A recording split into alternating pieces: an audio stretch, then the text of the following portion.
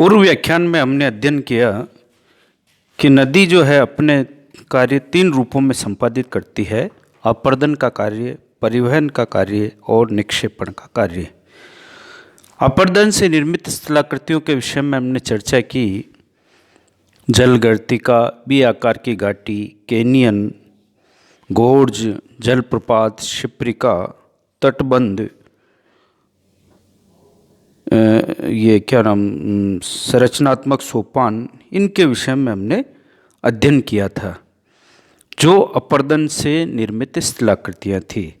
आज हम अध्ययन कर रहे हैं कि नदी अपना निक्षेपण कार्य करती है। नदी की जलधारा द्वारा अपर्दन से प्राप्त जलोढ़ का परिवहन कर उसे एक स्थान से दूसरे स्थान पर ले जाया जाता है, और जब नदी की क्षमता से अधिक जलोढ़ उसमें हो जाता है तो वो उसको वहन नहीं कर पाती और धीरे धीरे उसको जमा करने की क्रिया प्रारंभ कर देती है। तो नदी जलधारा द्वारा अपर्दित पदार्थों को वहन कर जमा करने की जो क्रिया है वो नदी का निक्षेपण कहलाता है, नदी निक्षेपण कहते हैं। नदी अपने अपर्दन के द्वारा कंकड़, पत्थर, मिट्टी, रेत, बजरी, सभी तरह के, चाहे चीका बलुआ मिट्टी से लेकर कठोर बजरी एवं बालू, कंकड़, पत्थर को जो है अपने परिवहन के द्वारा अपर्दन से प्राप्त जलोढ़ को आगे से आगे प्रवाहित करती है। और रास्ते में जहाँ उसको पर्याप्त स्थान मिलता है, दो जगह ये स्थान उपलब्ध होता है नदी को: किनारों पर जिनको पार्श्व कहा गया नदी के, या नदी की तली, दोनों ही स्थानों पर जलोढ़ का निक्षेपण नदी करते हुए आगे से आगे बढ़ती रहती हैं। इसके कारण से कुछ स्थलाकृतियाँ धरातल पर उभर के आती है नदी के निक्षेपण के द्वारा। उन धरातल पर जो स्थलाकृतियाँ उभर के आती हैं उनके विषय में हम बात कर रहे हैं। नदी के निक्षेपण से निर्मित स्थलाकृतियों में जलोढ़ पंख, विसर्पण या नदी विसर्प, तटबंध, डेल्टा, बाढ़ का मैदान और बालू का द्वीप हमें देखने को मिलते हैं, जो नदी के निक्षेपण के द्वारा निर्मित स्थलाकृतियाँ हैं या नदी निक्षेपण के द्वारा इन स्थलाकृतियों का निर्माण करती है। जलोढ़ पंख या शंकु अथवा शंकु जो है नदी के निक्षेपण से निर्मित एक स्थलाकृति है। नदी जब पर्वतीय भागों से मैदान में उतरती है, मैदान में प्रवेश करती है, तो अचानक से उसकी गति में अंतर आ जाता है। पर्वतीय भागों में उसकी गति अधिक होती है, मैदानी भागों में जो है उसका प्रवाह मंद पड़ जाता है। पर्वतीय क्षेत्रों से नदी अपनी गति और ढाल के कारण से उसमें जो जल प्रवाह होता है वो कई कंकड़, पत्थर, रेत, बजरी, बालू को अपने साथ जलोढ़ के रूप में प्रवाहित कर धरातल पर लाता है। पर्वतपदीय भागों में उसके नदी के प्रवाह के कम होने के कारण से जो जलोढ़ पहाड़ी इलाकों से बहकर नदी के साथ आ रहे हैं वो पर्वतपदीय भागों में धीरे धीरे क्रमशः जमने लगते हैं।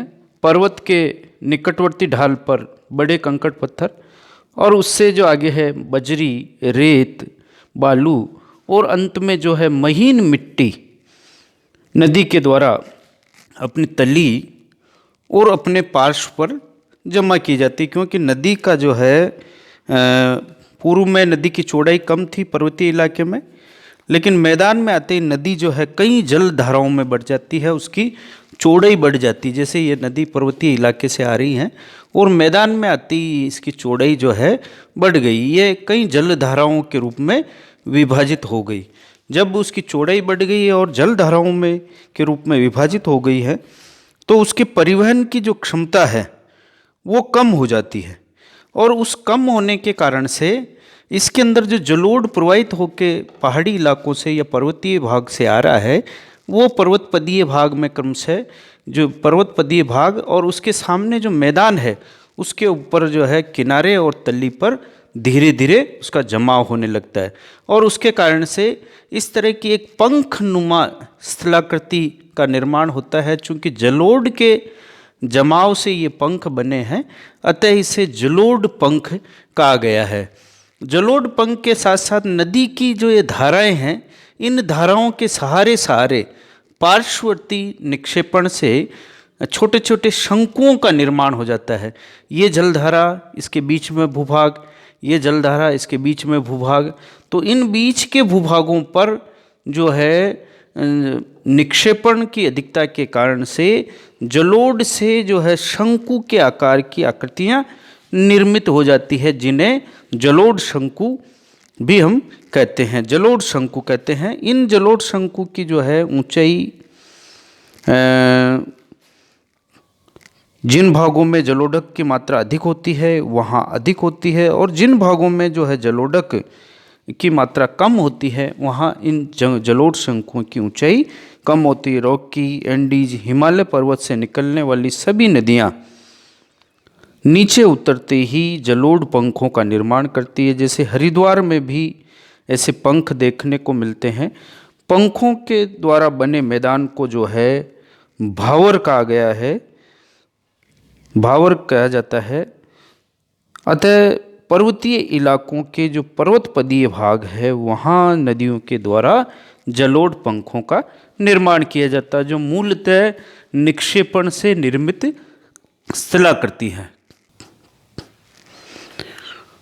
नदी के निक्षेपण से निर्मित महत्वपूर्ण स्थलाकृति नदी विसर्प या मियांडर है। नदी अपने प्रवाह मार्ग में निरंतर सर्पिलाकार मोड़ का निर्माण करती है। समस्त नदियां उद्गम से ही लेकर अपनी मार्ग में जो है पहाड़ी क्षेत्रों से उतरकर जब मैदानी क्षेत्रों में प्रवाह करती है तो उनका जो प्रवाह है वो मंद पड़ जाता है, और प्रवाह मंद पड़ने से उनके अंदर जो जलोढ़ है उसको ढोने की क्षमता कम हो जाती है, और नदियां जो है अपने किनारे पर जलोढ़ को छोड़ते हुए चलती हैं। ऐसी दशा में जो है नदियों में सर्पिलाकार मोड़ बन जाते हैं। इन सर्पिलाकार मोड़ को जो है हम नदी विसर्प या मियांडर कहते हैं, जिसका मूल निर्माण का कारण है नदी के द्वारा जो है विसर्प बनने के मूल 3 कारण हमारे सामने उभर के आते हैं। नदी के अंदर जो है निक्षेप करती जाती है, लेकिन उसका जो रास्ता है, उसका जो मार्ग है अत्यधिक निक्षेपण के कारण से अवरुद्ध हो जाता है, तो नदी की धारा अपना मार्ग बदल लेती है, विसर्प का निर्माण करती है। नदी जो है थोड़ी दूर तक सीधी बहती है, आगे जाकर उसमें जो है मैदानी इलाके में मोड़ बनते जाते हैं। इस तरह से देखते हैं कि प्रवाह की मंद गति, उसके अंदर जलोढ़ की अधिकता और उसके जो मैदानी भाग के कारण से नदियां जो है अपने मार्ग में विसर्प का निर्माण करती है। सामान्यतः विसर्प को 3 रूपों में या 3 प्रकारों में हम बांटते हैं: सामान्य विसर्प, अधःकर्तित विसर्प और बेमेल विसर्प। सबसे पहले हम चर्चा करें सामान्य विसर्प की। सामान्य विसर्प उनको कहा जाता है जो नदी के क्षैतिज अपर्दन के द्वारा निर्मित होते हैं, और प्रौढ़ अवस्था में जो है नदियां अपने जलोढ़ को प्रवाहित करने की उनकी क्षमता कम हो जाती है। उसके कारण से जो है इस तरह के विसर्प का निर्माण होता है। नदी चौड़ाई बढ़ती जाती है, लेकिन उसकी जो तली है वो उसका अपर्दन कम होता है, जिसके कारण से इस तरह के विसर्प बनते हैं। अधःकर्तित विसर्प, यह विसर्प जो है नदी के निम्न कटाव का प्रतिफल होते हैं, और नदियां जो है चौड़ाई की बनस्पत गहराई में अधिक अपर्दन करती, जिसके कारण से इन विसर्पों का निर्माण होता है। बेमेल विसर्प जो है ऐसे विसर्प हैं जो बाढ़ युक्त क्षेत्र में पानी के अत्यधिक फैल जाने से जो है इन विसर्प का निर्माण होता है। जब नदी प्रौढ़ावस्था की अवस्था में होती है तो बाढ़ के कारण से वो समाप्त हो जाती है, अपनी घाटी में ही बहने लगती है। लेकिन जब बाढ़ आते हैं तो उसका फैलाव अधिक हो जाता है और इस तरह के विसर्पों का निर्माण होता है। छाड़न झील भी विसर्प के द्वारा ही बना एक जब विसर्प बनते हैं नदी अपने प्रवाह मार्ग को बदल लेती है। तो उस स्थिति में जो विसर्प के अंदर जब पानी भरा रहता है तो उस भरे हुए पानी की जो झील बन जाती है उसको छाड़न झील या विसर्प के कारण से बनी हुई झील, तो विसर्प झील या मियांडर झील के नाम से हम पुकारते हैं।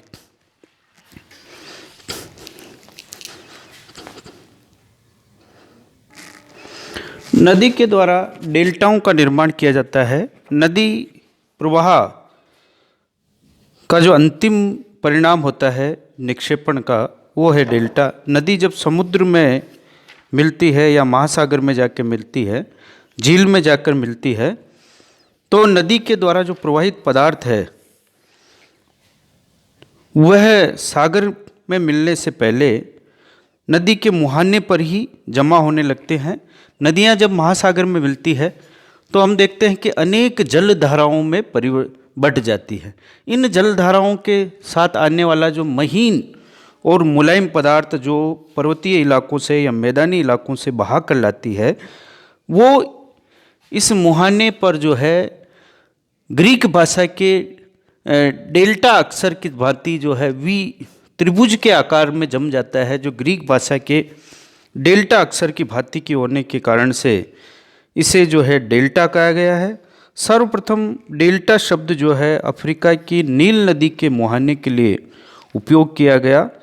वहाँ जो है नील नदी जो है अपने मैदानी भागों में और जहाँ से उद्गम होता है लाखों टन मिट्टी, महीन मिट्टी लाकर जमा करती है और उसके कारण से जो है भूमध्य सागर में गिरने से पहले इस तरह का एक डेल्टा बनाती है। तो ऐसी जो शिलाकृतियाँ नदियों के द्वारा निर्माण होती हैं उन्हें हम डेल्टा कहते हैं। डेल्टा जो है अलग अलग आकार के होते हैं।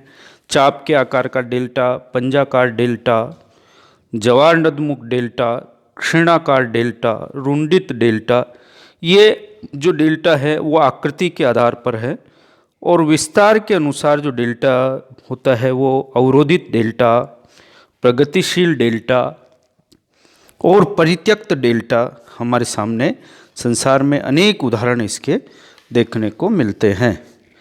तटबंध जो है नदी के पार्श्व पर जब बाढ़ आती है तो बाढ़ के कारण से उसके अंदर जो जलोढ़ की मात्रा अपार बढ़ जाती है, वो अपने किनारों पर उन जलोढ़ को जमा करके एक लंबी दीवार का निर्माण दोनों किनारों पर कर देती है, जिसका जमाव मुख्यतः नदी के द्वारा जो जलोढ़क प्रवाहित करके लाए गए हैं उनके कारण से निर्मित होता है। ऐसे जो बांध बन जाते हैं नदी के दोनों किनारों पर, इनको जो है ये 10 से 20 फीट ऊंचाई तक होते हैं। गंगा, हांगो, पो, मिसिसिपी नदियों के द्वारा इस तरह के तटबंधों का निर्माण किया गया है। जब ये तटबंध टूटते हैं तो निकटवर्ती भूभागों में जो है बाढ़ की स्थिति पैदा हो जाती है।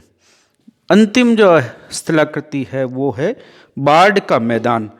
जब नदी के अंदर जो है उसके प्रवाह मार्ग से अधिक पानी आ जाता है तो दोनों ही किनारों पर फैल जाता है और उन किनारों पर फैलने के कारण से जो है इन तटबंधों को तोड़कर जब पानी जो है आसपास के मैदान में फैल जाता है तो उसके कारण से जलोढ़ चारों तरफ जम जाते हैं और इनके जमने से जो मैदान बनता है उस मैदान को जो दोनों तरफ है इसको हम नदी के द्वारा निर्मित मैदान या बाढ़ का मैदान का नाम हम देते हैं। गंगा, यमुना, ब्रह्मपुत्र, कोसी, सतलज नदियाँ जो है जब बाढ़ आता है तो उसका पानी सैकड़ों किलोमीटर, लाखों किलोमीटर तक के एरिया में फैल जाता है और उस क्षेत्र को हम बाढ़ का मैदान।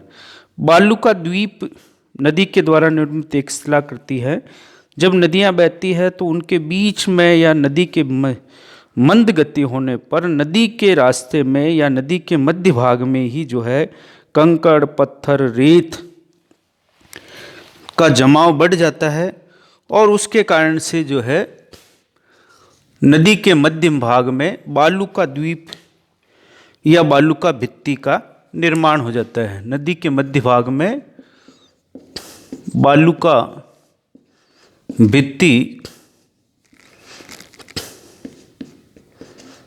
या बालू का द्वीप का निर्माण हो जाता है, क्योंकि नदी के निक्षेपण से जो है पदार्थ इकट्ठा होता रहता है। चूंकि उसकी गति मंद है, वो उस पदार्थ को आगे प्रवाहित कर नहीं ले जा सकती, अतः धीरे धीरे धीरे धीरे जो है एक छोटे द्वीप का निर्माण हो जाता है। इस तरह से हम देखते हैं कि स्थलाकृति के द्वारा जो है विसर्प, डेल्टा, बालू का द्वीप जैसे तटबंध जैसी स्थलाकृतियों का निरंतर निर्माण होता है। धन्यवाद।